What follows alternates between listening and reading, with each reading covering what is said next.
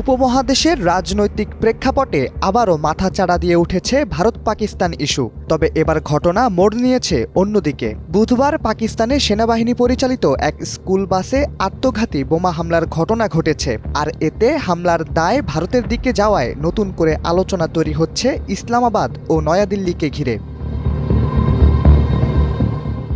চলতি সপ্তাহে বেশ কয়েকদিন ধরেই গণমাধ্যমে আলোচনায় ছিল পাকিস্তান। দেশটিতে সম্প্রতি ঘটা ঘটনাগুলোর মধ্যে সবকটিরই সম্পর্ক রয়েছে কাশ্মীরের পেহেলগামে হামলার সাথে। এই হামলার পর পাকিস্তানের পায়ে পাড়া দিয়ে যুদ্ধে জড়ায় ভারত। যুদ্ধ শেষ হবার পর দেশটি এখন দাবি করছে ৬ ও ৭ মে ভারতের পুঞ্চ পোস্টে দুটি মর্টার বোমা নিক্ষেপ করেছিল পাকিস্তান, যা কিনা ভারত মাত্র ৩ মিনিটেই ধ্বংস করে দিয়েছিল।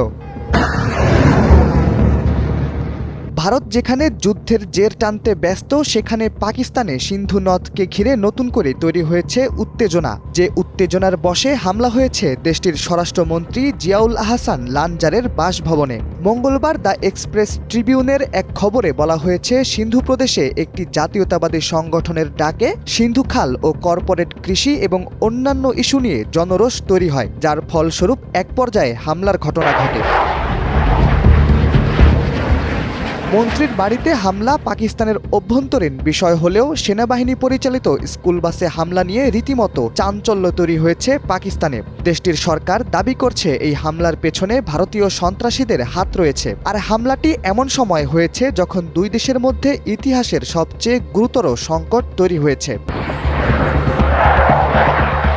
গত ২২ এপ্রিল ভারত নিয়ন্ত্রিত পেহেলগামে একটি সন্ত্রাসী হামলার মধ্য দিয়ে ভুল বুঝাবুঝি তৈরি হয় ভারত ও পাকিস্তানের মধ্যে। যে ভুল বুঝাবুঝির জেরে দুই দেশের মধ্যে শুরু হয় যুদ্ধ, যার ফলস্বরূপ উত্তপ্ত হয়ে ওঠে কাশ্মীরের নিয়ন্ত্রণ রেখার আকাশ। একের পর এক বিমান হামলায় কাঁপতে থাকে সীমান্ত।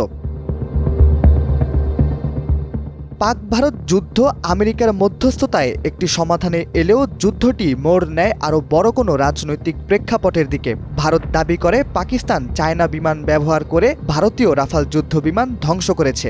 অনেকেই একে পাক ভারত যুদ্ধে চায়না যুদ্ধযানের এক মহড়া বলে অবহিত করেছেন।